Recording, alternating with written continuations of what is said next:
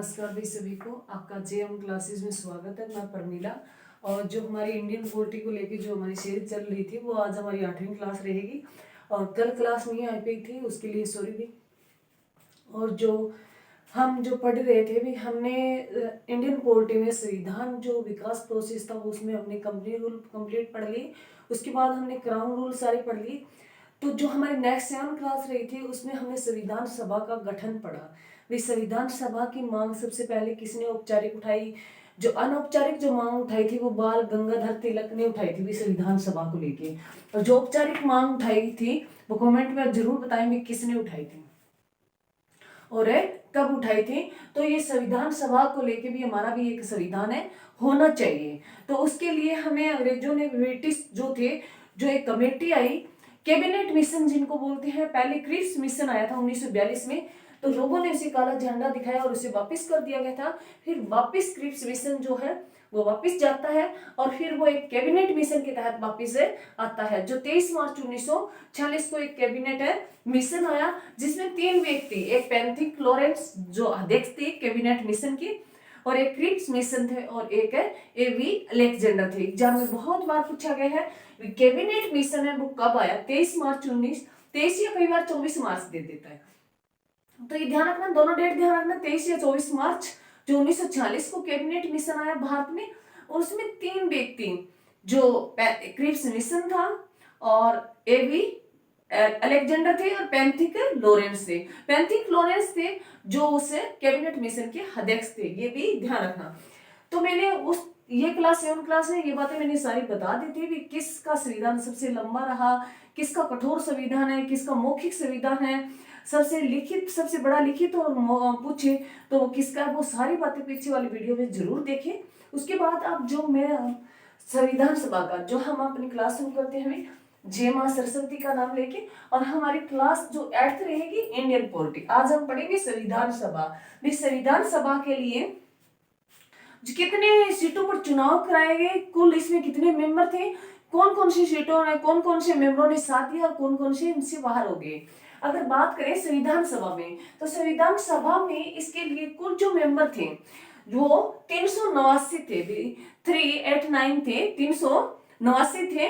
तो ये ध्यान रखना 389 मेंबर क्यों रखेंगे, ये कई बच्चे के दिमाग में आ सकता है कि 389 क्यों रखेंगे।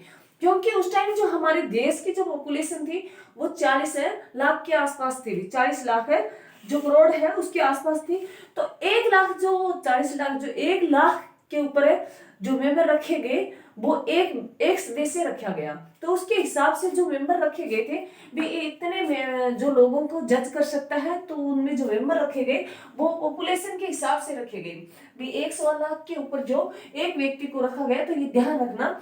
तो इसमें जो कुल मेंबर थे वो 389 थे, 389 थे, भी 389 थे। एग्जाम में बहुत बार पूछा गया संविधान सभा के जो टोटल मेंबर कितने थे, 389 थे, जिनमें अलग अलग बांटे गए भी कौन कौन क्या थे। जिसमें अगर 292 जो थे वो ब्रिटिश प्रांत थे, भी 292 जो थे वो ब्रिटिश प्रांत थे। जैसे मैंने तुम्हें बताया भी, जैसे हमने पढ़ा भी, हमें पहले जो हमारा भारत ये हमारा दक्षिण और पूर्व और पश्चिम कुछ हिस्सा है, तो यहाँ जो ब्रिटिश है कमीशनरियां बहुत थी भी। उसके बाद जैसे मैंने कहा भी जो 1857 के बाद, जो 1857 की क्रांति के बाद पूरे भारत पर किसका राज हो गया था, ब्रिटिश लोगों का हो गया था। तो उनके जो प्रांत है वो यहाँ भी फैल गए थे। तो ब्रिटिश जो प्रांत थे वो टोटल कितने थे, 292 थे। ब्रिटिश प्रांत कितने थे, 292 से उसमें 93 देसी रियासतें थी। 93 मैंने बताया भी, यहाँ जो देसी रियासतें भी थी, देसी रियासतें जो छोटे मोटे राजा थे अपना जो थोड़े क्षेत्र में उनका, क्योंकि सबसे बड़ा था वो मुगल, जैसे मुगल चले गए 1857 में, तो उसके बाद लगभग जो पूरे भारत पर जो राज हो गया था 80-85% जो राज हो गया था वो अंग्रेजों का हो गया था। और जो 15% जो ब्रिटिश देसी रियासतें वो भी किसके इशारे पे काम करती थी, अंग्रेजों के इशारे पे काम करती थी। ये ध्यान रखना। तो इसमें जो पूरे भारत में 292 ब्रिटिश प्रांत थे, 292 क्या थे, ब्रिटिश प्रांत थे। और उसमें 93 देसी रियासतें, देसी रियासतें मतलब राजा अपना छोटा छोटा थोड़ा क्षेत्रफल अपना पास रखता है, जो राजा अपने आप जो डिसाइड करता है, मनोनीत करते हैं। जैसे अगर हैदराबाद की रियासत पूछे, जैसे हम भारत को लास्ट तक अगर करें, ये रियासतें लास्ट तक रहेगी। जैसे अब जम्मू वाला हमने, ये एक रियासत थी, राजा अपना अपना काम चलाते थे। तो इसमें 93 देसी रियासतें थी हमारे भारत में उस टाइम, और 292 ब्रिटिश प्रांत थे, और उसमें 4 ब्रिटिश कमिश्नरी थी। 4 ब्रिटिश कमिश्नरी थी। ये एग्जाम में बहुत बार पूछा जाता है। संविधान सभा में कुल कितने मेंबर थे? 389 थे, जिनमें 292 ब्रिटिश प्रांत थे। ये एग्जाम में पूछा गया है। वे ब्रिटिश प्रांत कितने थे? 292 थे। और देसी रियासतें कितनी थी? 93 देसी रियासतें थी। देसी रियासतों में जो मेंबर आते थे ना, वो मनोनीत करके भेजते थे। जो वहां की पॉपुलेशन थी, वो उसी राजा को अपना मेंबर बांधती थी। तो जो देसी रियासतें, वो अपना जो मेंबर है उसको मनोनीत करते थे। बाकी जो मनोनीत नहीं होते थे, निर्वाचित होते थे, इलेक्शन होते थे। ये ध्यान रखना। मनोनीत भाई अपनी मर्जी से किसी एक व्यक्ति को मान लेना, ये हमारा दायित्व संभालेगा, ये हमारा जो कार्य है वो करेगा। तो मनोनीत करती थी देसी रियासतें। बाकी जो है उन पे इलेक्शन होते थे। 292 ब्रिटिश प्रांत, 93 देसी रियासतें जो मनोनीत की जाती थी, और 4 ब्रिटिश कमिश्नरी। तो एग्जाम में पूछ सकता है 4 ब्रिटिश कमिश्नरी कौन कौन सी थी? तो एक दिल्ली थी भी, फर्स्ट है दिल्ली थी, फर्स्ट है जो दिल्ली थी, यहाँ पे फर्स्ट दिल्ली थी। उसके बाद अगर करें, दूसरी जो थी अजमेर मेरवाड़ा। अजमेर मेरवाड़ा ये राजस्थान वाला एरिया, गुजरात का कुछ राजस्थान और मध्य प्रदेश यूपी वाला, ये अजमेर मेरवाड़ा जो क्षेत्र था वो थी एक ब्रिटिश कमिश्नरी। और तीसरी कुर्ग जिसे बेंगलुरु वाला स्थान, बेंगलुरु की बात करें, ये कर्नाटका वाला, इधर बेंगलुरु, ये हैदराबाद, यहाँ जो स्थान था वो तीसरी कौन सी थी? कुर्ग थी। जो बेंगलुरु, जो प्रॉपर हम बेंगलुरु का पढ़े, तो ये वाला एरिया था। एक दिल्ली, एक अजमेर मेरवाड़ा, एक कुर्ग थी। उसके बाद अगर बात करें एक इधर पाकिस्तान में भी, पाकिस्तान में ब्रिटिश बलूचिस्तान, ब्रिटिश है जो अब प्रॉपर जो स्थान पड़ता है, पहले पाकिस्तान भारत का ही भाग था। तो भारत से पाकिस्तान अलग होता है, तो वो एरिया कहाँ चला जाता है? पाकिस्तान में। बलूचिस्तान ब्रिटिश है, बलूचिस्तान भी 4 ब्रिटिश कमिश्नरियों में था।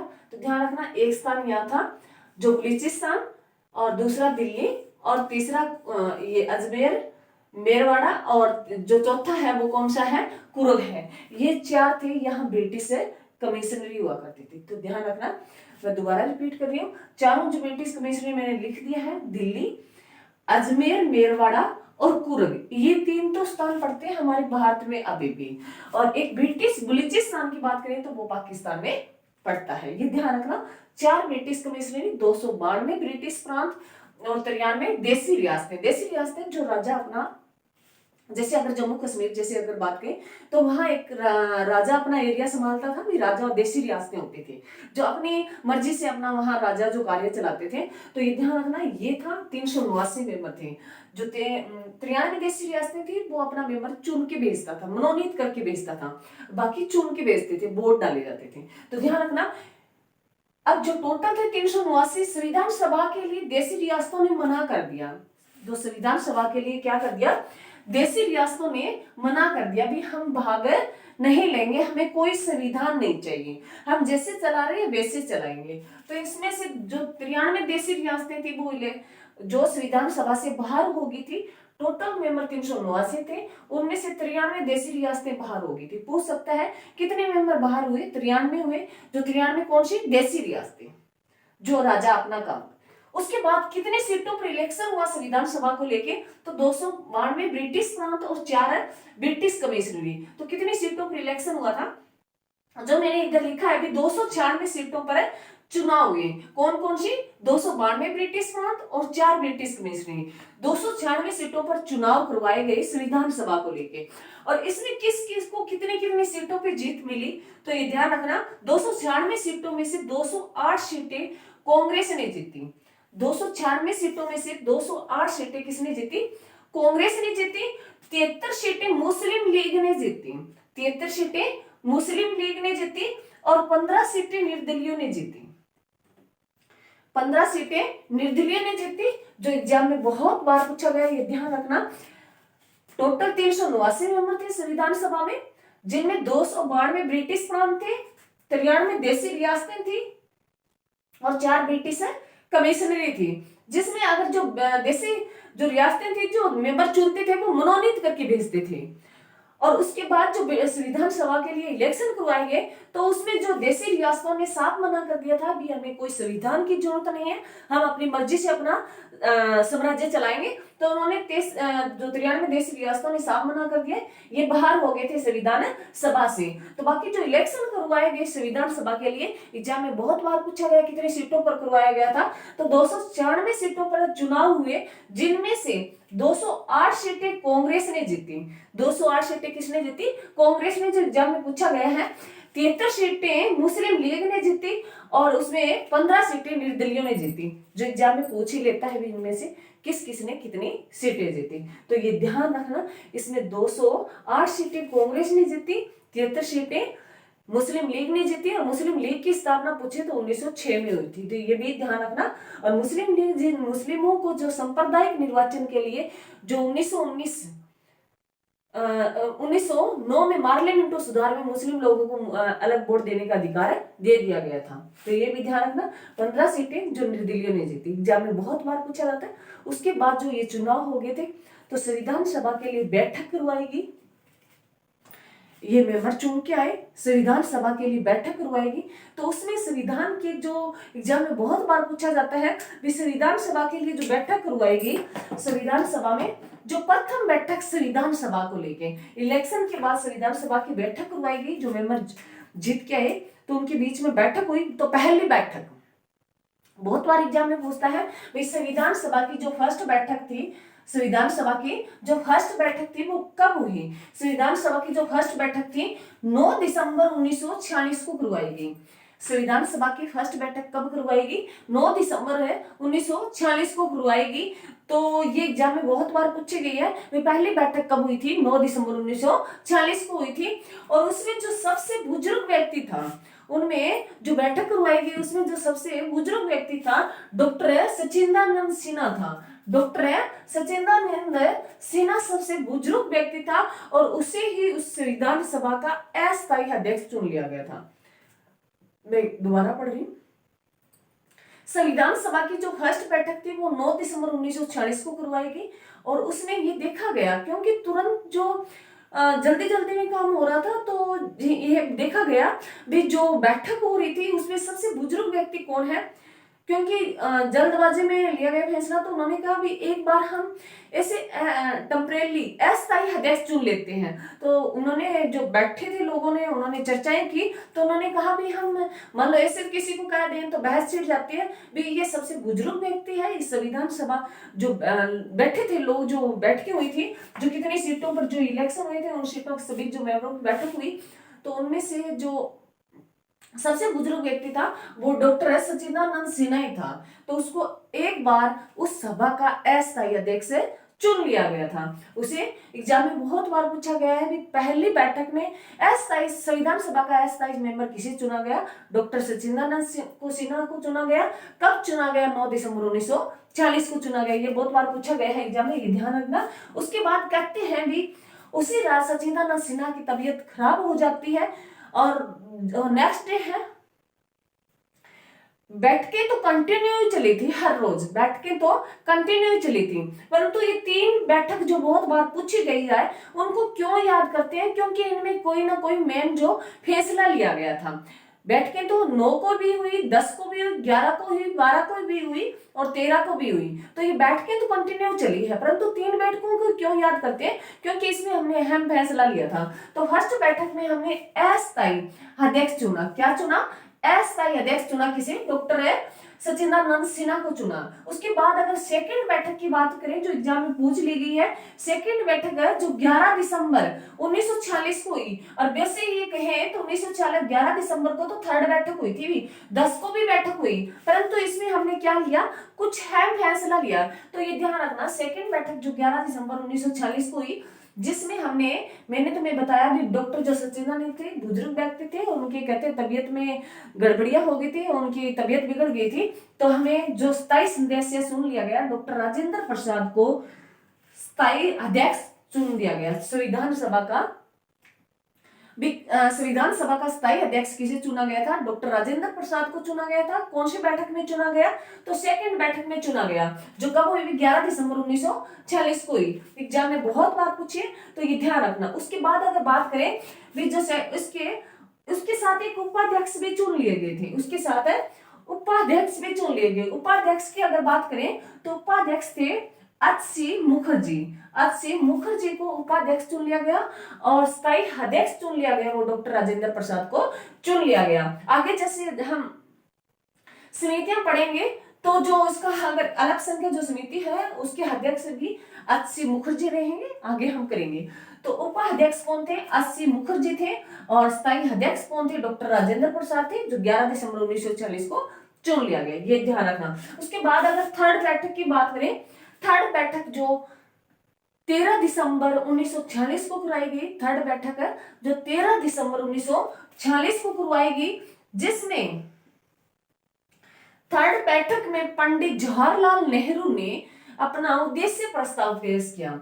थर्ड बैठक है जो 13 दिसंबर 1940 को करवाई गई, पंडित जवाहरलाल नेहरू ने उद्देश्य प्रस्ताव पेश किया। भी उद्देश्य प्रस्ताव जिसे वर्तमान में हम प्रस्तावना के नाम से जानते हैं, वो उद्देश्य प्रस्ताव रखा और उसको एग्जाम में बहुत बार पूछा गया है। वो पंडित जवाहरलाल नेहरू ने उद्देश्य प्रस्ताव को कौन सी बैठक में रखा? थर्ड बैठक में रखा। हुई कब थी? 13 दिसंबर 1946 को हुई थी। और उसको स्वीकार कब किया गया? उसको उद्देश्य प्रस्ताव को स्वीकार कब किया गया, ये भी पूछ लिया गया। को पारित कर दिया गया था 22 जनवरी 1946 को। मोस्ट इंपोर्टेंट क्वेश्चन है जो एग्जाम में पूछा जाता है। वे प्रस्तावना को पारित कब, स्वीकार कब कर लिया था? तो इसे स्वीकार कर लिया था 22 जनवरी 1947 को कर लिया था। इसे संविधान सभा में पेश किया गया, वो 13 दिसंबर 1946 को किया गया पंडित जवाहरलाल नेहरू के द्वारा, और इसे स्वीकार कर लिया गया 22 जनवरी 1947 को कर लिया गया था। ये भी ध्यान है रखना है। और इसे हम किस नाम से जानते हैं? प्रस्तावना के नाम से जानते हैं। जो प्रस्तावना का भी क्वेश्चन एग्जाम में बहुत बार आता है, और जो एनसीईआरटी जितनी भी बुक्स होती है उसकी फर्स्ट जो सेकंड प्रिंट होता है उसमें प्रस्तावना लिखी होती है और एग्जाम में पूछा जाता है। भी जो प्रस्तावना है इसमें भारत का जिक्र, भारत नाम का जिक्र कितनी बार किया गया है? तो भारत नाम का जिक्र किया गया है, वो 2 बार जिक्र किया गया है। भारत नाम, हम भारत के लोग, हम भारत के लोग, जो इस प्रस्तावना का ऐसे जो 2 बार जिक्र किया गया, एग्जाम में ध्यान रखना। प्रस्तावना में भारत का जिक्र कितनी बार किया गया? 2 बार किया गया है। इसका इसमें चेंज भी किया जाएगा। तो ये जो पहले है इसको पढ़ना भी बार बार। जो नेक्स्ट वीडियो आएगी प्रस्तावना के भी अलग वीडियो लेके आऊंगी। तो जो आज हमने किया है भी कितनी सीटों पर इलेक्शन हुआ, कितने संविधान सभा में मेंबर थे, कौन कौन बाहर हो गया, किन किन पे इलेक्शन करवाया गया, कौन किस ने कितनी सीटें जीती, और संविधान सभा की 3 बैठकें की, जिसमें हमने अस्थायी अध्यक्ष जो सत्येंद्रानंद सिन्हा को चुना गया, स्थायी अध्यक्ष जो सेकंड जो बैठक थी उसमें स्थायी अध्यक्ष चुना गया डॉक्टर राजेंद्र प्रसाद को, और थर्ड बैठक है जिसमें हमने प्रस्तावना उद्देश्य प्रस्ताव को रखा और जिसे 22 जनवरी 1947 को अपना लिया था। तो ये ध्यान रखना। अब संविधान सभा का जो गठन किया जाएगा, उनकी जो समितियां हैं जो हमें पढ़ेंगे भी, और संविधान सभा जो लिखने वाले थे प्रारूप समिति जो वो भी पढ़ेंगे। तो ये हमारी जो पीछे वाली क्लास जरूर देखना भाई। 7 क्लास हो चुकी है, ये हमारी 8वीं क्लास है और इसको 2-4 बार पढ़ोगे तो मुश्किल कुछ भी नहीं है, बिल्कुल ईजी है। और इसमें ये बहुत बच्चों के सामने समस्या आती है भाई, ये डाटा है, डाटा कुछ भी नहीं है। 389 टोटल मेंबर थे, जिनमें से 292 ब्रिटिश प्रांत थे, ब्रिटिश जो कमीशन ब्रिटिश प्रांत थे, और देशी रियासतें वो 93 थी, वो बाहर हो गई थी। उन्होंने कहा हमें कोई संविधान की जरूरत नहीं है। 4 ब्रिटिश कमिश्नरियां थी, जिसमें मैंने बताया तुम्हें दिल्ली थी, अजमेर मेरवाड़ा स्थान था, और कुरु जो बेंगलुरु में वर्तमान में, और ब्रिटिश है बलूचिस्तान था। तो ये ध्यान रखना। उसके बाद इन पे इलेक्शन करवाएंगे। इन्होंने तो साफ ही मना कर दिया कि हम भाग नहीं लेंगे। तो 292 4 ब्रिटिश कमिश्नर, 296 सीटों पर चुनाव करवाया गया, जिसमें 208 सीटें कांग्रेस ने जीती, और 73 सीटें वो मुस्लिम लीग ने जीती, और 15 सीटें निर्दलीयों ने जीती। और इसकी जो फर्स्ट बैठक है वो 9 दिसंबर 1940 को हुई, जिसमें अस्थायी अध्यक्ष चुना गया डॉक्टर सत्येंद्रानंद सिन्हा को, और जो दूसरी बैठक है वो 11 दिसंबर 1940 को हुई, उसमें स्थायी अध्यक्ष चुन लिया गया डॉक्टर राजेंद्र प्रसाद को, और उपाध्यक्ष चुन लिया गया एच.सी. मुखर्जी को। थर्ड बैठक जिसमें पंडित जवाहरलाल नेहरू ने उद्देश्य प्रस्ताव रखा, और पंडित जवाहरलाल नेहरू ने इस उद्देश्य प्रस्ताव को संविधान की आत्मा कहा है। इसे संविधान की आत्मा, उद्देश्य प्रस्ताव को संविधान की आत्मा कहने वाला कौन था भी? पंडित जवाहरलाल नेहरू था। ये भी ध्यान रखना, संविधान की आत्मा, संविधान की आत्मा उद्देश्य प्रस्ताव को कहने वाला कौन था भी? पंडित जवाहरलाल नेहरू था। एग्जाम में बहुत बार पूछा गया।